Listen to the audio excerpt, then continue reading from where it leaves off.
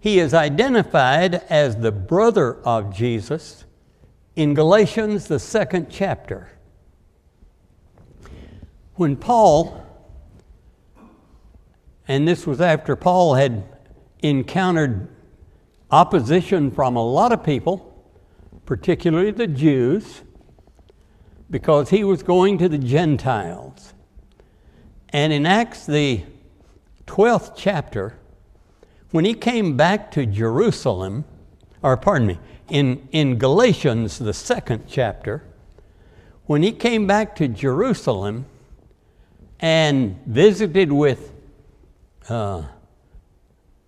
James, and it identifies him as the brother of the Lord, and Cephas and others of the brethren. So Peter and James were there in the church in Jerusalem. And we will see that James, who is the brother of the Lord, becomes very influential in that congregation. But let's turn back to James the apostle. Anybody remember what happens to him? James the apostle. Can't hear you.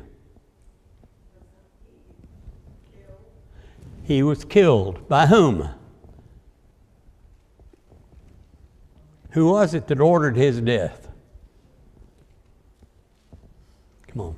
Herod. It was Herod. In Acts the 12th chapter. Remember, the disciples were growing and multiplying, and they were beginning to encounter opposition from the Jews particularly. And Herod, in order to court the favor of the Jews, seized James and put him to death. When he saw that it pleased the people, the Jews particularly, that he had done that, he seized Peter. And this is when Peter is put in prison, and then the angel of the Lord comes and releases them during the night, and he goes to the home. Remember those events. So James, the apostle, was put to death fairly early in the ministry of the apostles. Now the question comes, which one of those is the writer of this book?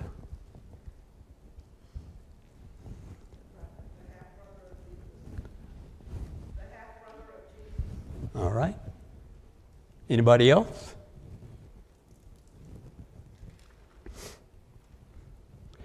I read from 3 different sources, all by our brethren. We're not talking about denominational people and so on and all. Our brethren that are actually within our conservative fellowship. And all of them from the present generation. And guess what? I read the 3 different authors. One of them said it was James the apostle, who wrote it before Herod killed him. Another said it was James the Less. And another said it is James the brother of the Lord. Which one was it? You pick. Actually, there's been considerable confusion about this. All right, we've got our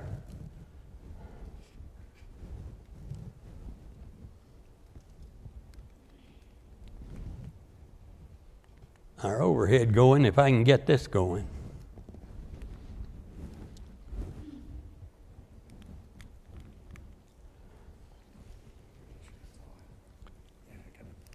There it is. I love technology. All right. reviewing some of the things that we've just talked about. It's one of the general epistles. Interestingly, it is identified by most people as the wisdom literature of the New Testament. It's not written like the Proverbs are, but it is labeled by many as wisdom literature because it is not doctrinal per se, where it just takes a doctrinal problem and solves that problem and moves on to another doctrinal problem or the nature of the church and so on. But it's instruction for practical living. And that's the way the book is usually identified by everyone. And it's written by James, a bondservant of God and of the Lord Jesus Christ. He writes it to the 12 tribes that are scattered abroad. We'll come back to that. Now, which James? James, the son of Zebedee, the apostle. James, the son of Alphaeus, who's called the Less. And James, the fleshly brother of Jesus. And the guy who becomes so predominant in the church in Jerusalem.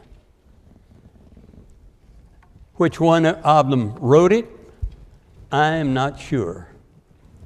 The record says that it is written to the 12 tribes that are scattered abroad. When do we have dispersions? When do we have scatterings? Did the scattering not happen until Jesus came? Or had the Jews already been scattered? They'd been scattered all over. What famous thing that all of us ought to be familiar with tells about them being scattered throughout the world or reflects the fact that they were scattered? Anybody remember? What? Well, the Persians and the Babylonians scattered people, that's true. But what do we know from the New Testament showing that the Jews were scattered? The day of Pentecost. Remember, he named some 16 or 17 different nations that the people had come from.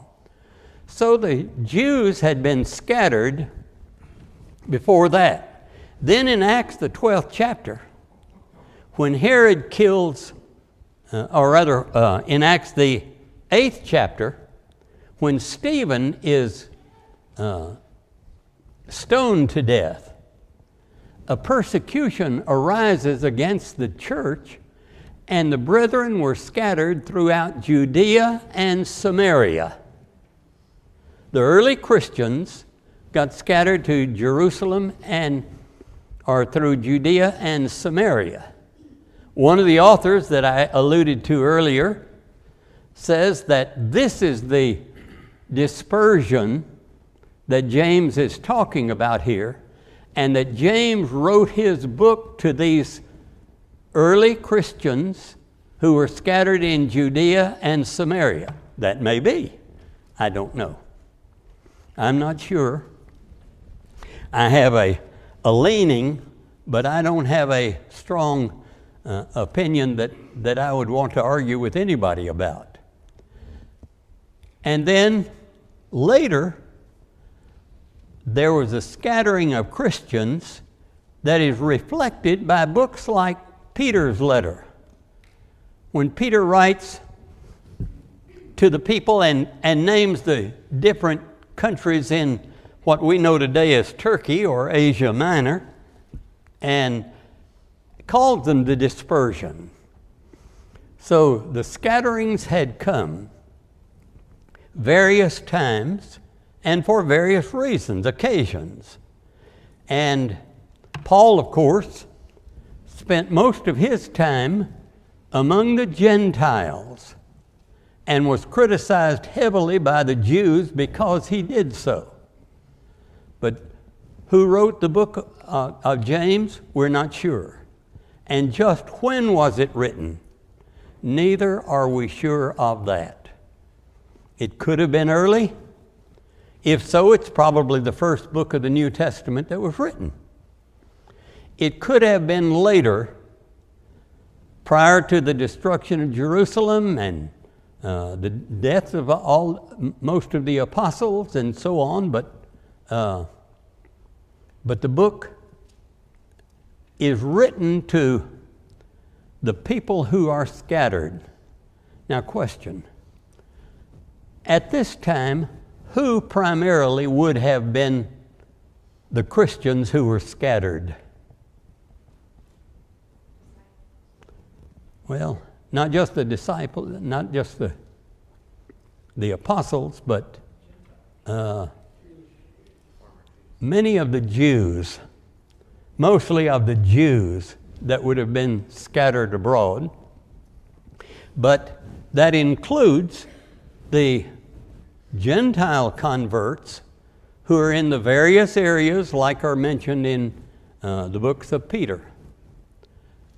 So we're talking about a book that has a fairly early beginning and is written to people who have been scattered from their homeland of Jerusalem and Judea, and they're throughout the world. This book has come under attack by many people, most notably by Martin Luther, who made a translation of the scripture into his German tongue and omitted the book of James initially. Why? Because it relates to works. Say it louder, John. It relates to works. Because of James' statement that we're saved by works and not by faith only. And Luther, of course, had strongly taken the view that salvation was only by faith and not by works. He was reacting to the works that the Catholic Church was demanding. And so Luther omitted this in his first translation of the Scriptures. I'm told that at later time he did include it, and I don't know how he finally rectified it, but somehow he did. All right. With that, let's look at the first 11 verses. Pardon me, verses 2 through 11, really. Before we do, I forgot I wanted to put this in. There are some interesting things in the style of this book. And one of the things you might note is that James seizes on what some have called chains of thought, where he has progression of events. For example, count it all joy when you fall into manifold temptations, knowing that the proving of your faith works patience. And let patience have its perfect work, that you might be perfect and entire, lacking in nothing. And then he promises the crown of life. So you've got temptation, endurance, perfection, and the crown of life. Later in the same chapter, chapter 1, he talks about desire that becomes strong enough that it's identified as a lust. And then lust, when it grows and produces its fruit, takes you to sin, and sin in turn to death, spiritual death. So these progressions or chains of thought are found several places in the book of James, and we'll run on to them as we go. Let's read through the verses 2 through 11. My brethren, count it all joy when you fall into various trials. Many translations read that temptations. knowing that the testing of your faith produces patience. But let patience have its perfect work, that you may be perfect and complete, lacking in nothing. If any of you lacks wisdom, let him ask of God, who gives to all liberally and without reproach, and it will be given to him. But let him ask in faith, with no doubting. For he who doubts is like a wave of the sea, driven and tossed by the wind. For let not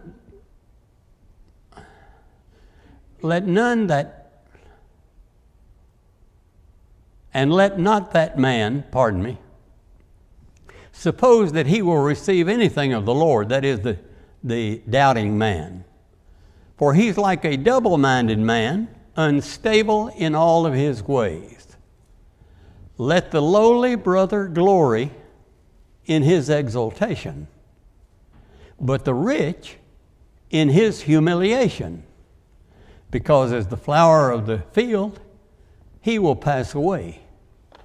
If for no sooner has the sun risen with a burning heat, than it withers the grass, and the flower falleth, and its beautiful appearance perishes. So the rich man also will fade away in his pursuits. We're going to be talking about temptations. And James starts by saying, "Count it all joy when you fall into various temptations." When you hear the word temptation, what usually comes to your mind?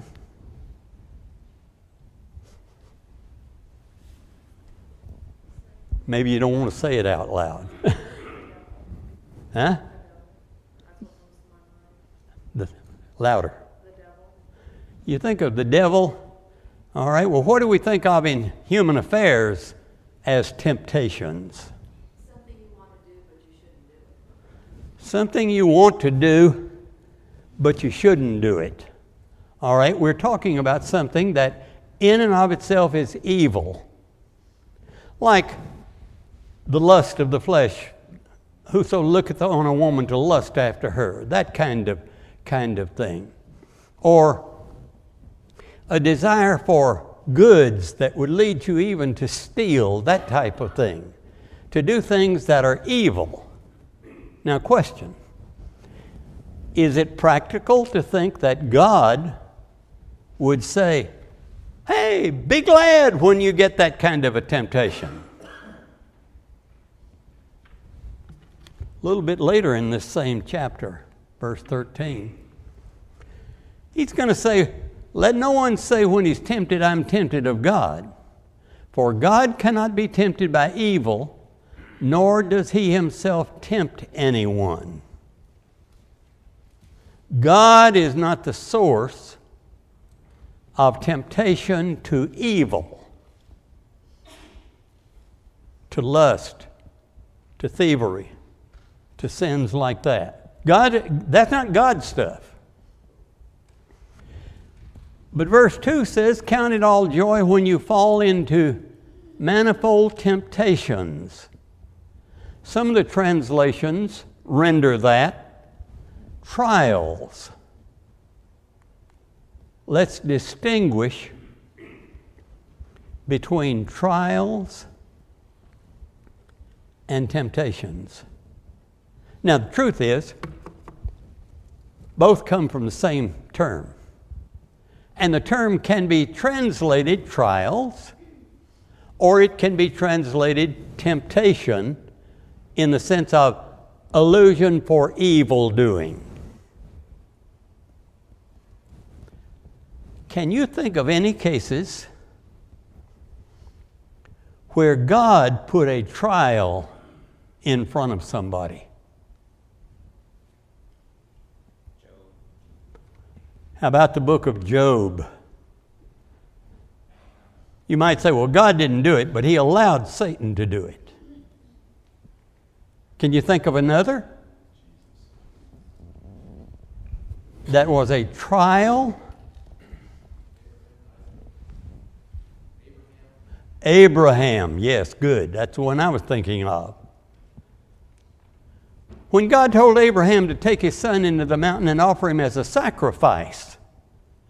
Now that's not an appeal to the sensual things of the world. That's not temptation like lust of the flesh. But it was a testing of Abraham. Question: does God ever test people? Well, he's testing Abraham. He tested Job. And I want to turn the page halfway and say, it's not so much that God does the testing, but God allows us to be tested. Now we're talking about tests that are not tests for immorality itself. It's not an appeal of the flesh like the lust of the flesh and so on. But it is a matter of a test for your faith. Now let's get practical. Can you think of any... I've started to ask the question, is there anybody here who has had a test in life? We don't like to hold up our hands, but if I ask that, how many hands do you think would go up? Everybody. All of them. Now let's identify some things.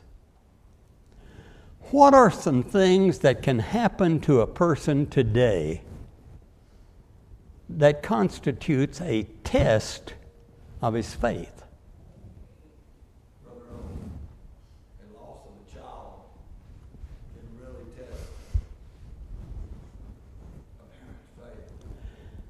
I can't think of anything more severe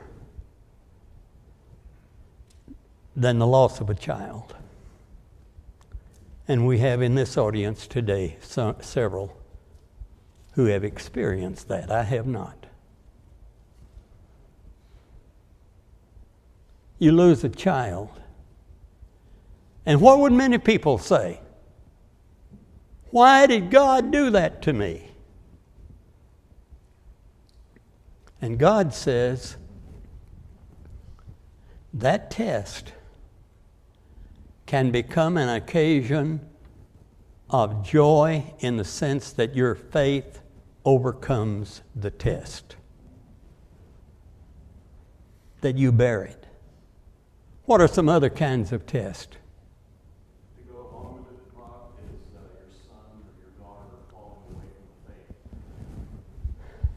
Having children who are not faithful to God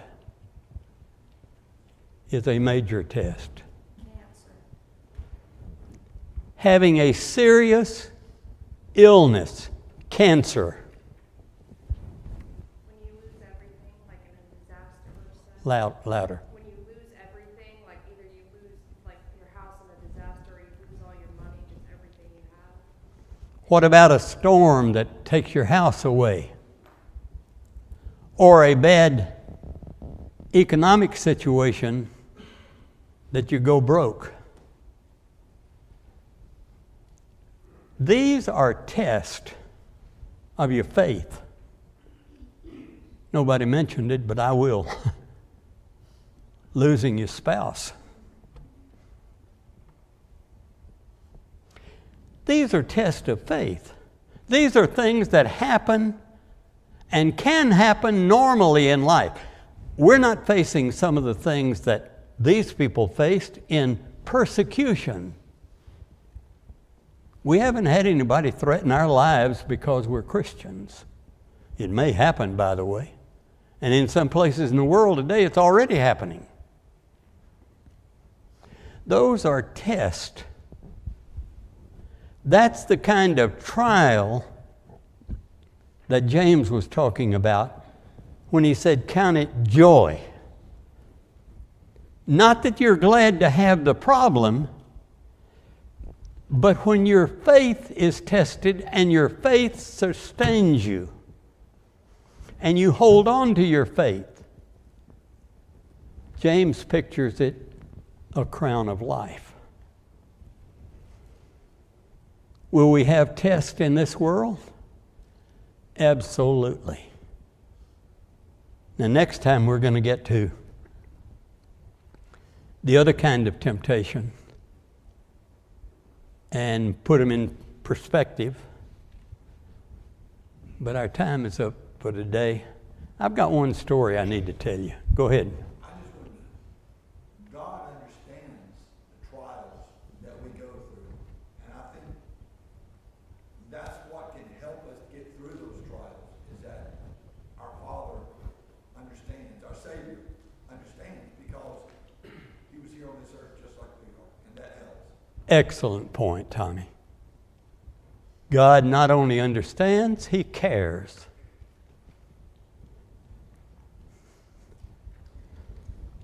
Let me tell you the most egregious thing that I've heard of or experienced. A number of years ago, I held several meetings for a church out in the Midwest in a big town. And on one occasion, when I was there for the meeting, I stayed in the home of one of the elders.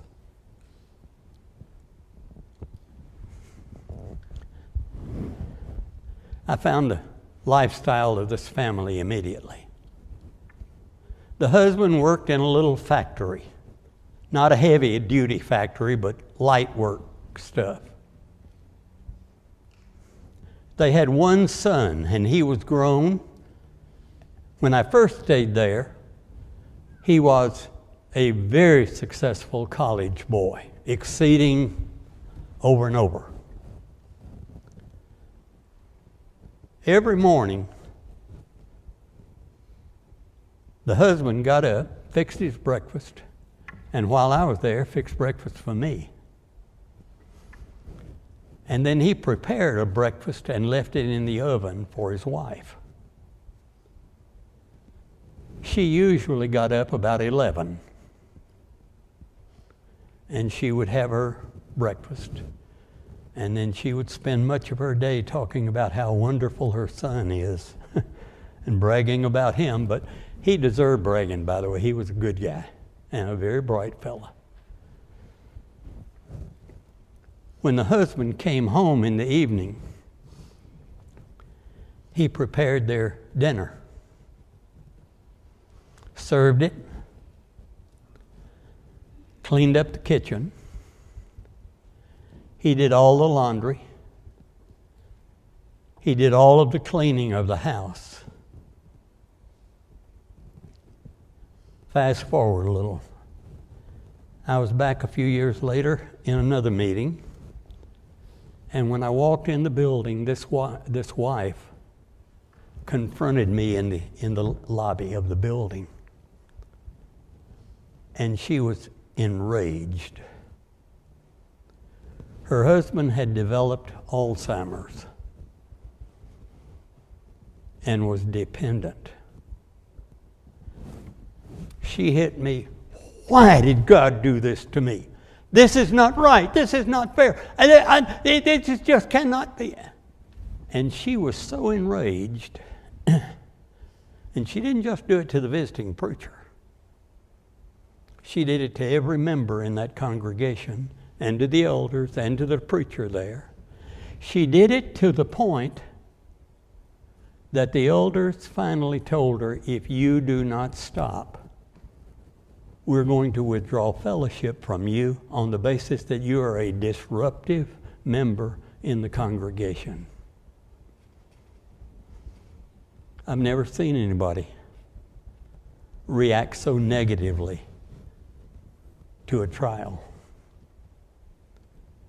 But I want to tell you, I have seen many in lesser reactions.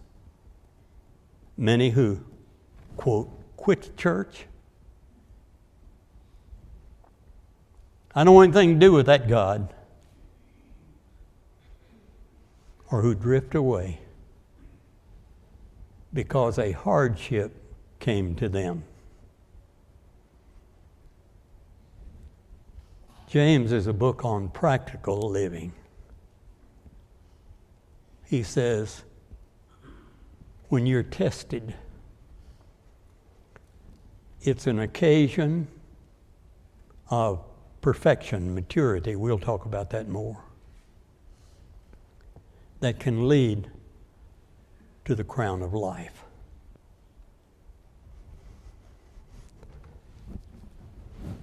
Let me apologize to you. We're just starting the class and I'm going to leave you. I have had a test put to me personally. I've got a grandson down on the East Coast who has started a new business. It's a jiu-jitsu. He built a jiu-jitsu gym and has hired a guy that has formed a partnership with a guy that runs it and all of that. He's a salesman in other things on the west coast of the country, but he's doing this on the side.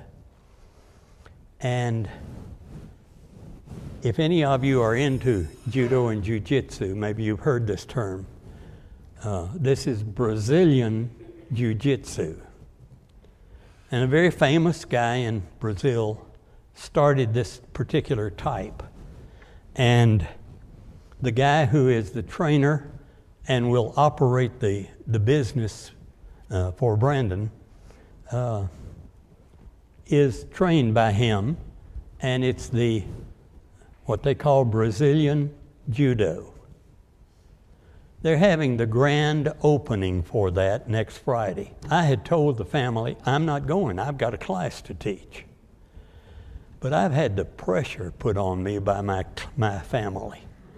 Not only is the grand opening of that on Friday and Saturday, but my other grandson will be there, and his birthday comes that weekend.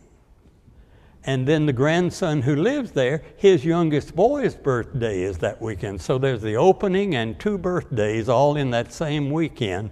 And my family had said, you're going. And I had to choose between you folks. Now, you're nice folks. But I had to choose between you and my family, and I'll have to tell you the family won. I'm not sure who will teach next week. It'll either be Steve or Isaac, the young man that's working with us this summer. Steve and Isaac and I will get together the first of this week and decide which one of them is going to teach the class. So they will fill in next week, and then I'll pick up the week after that, and I don't plan to miss any more. And I don't even plan to miss this one. Thank you for listening so kindly.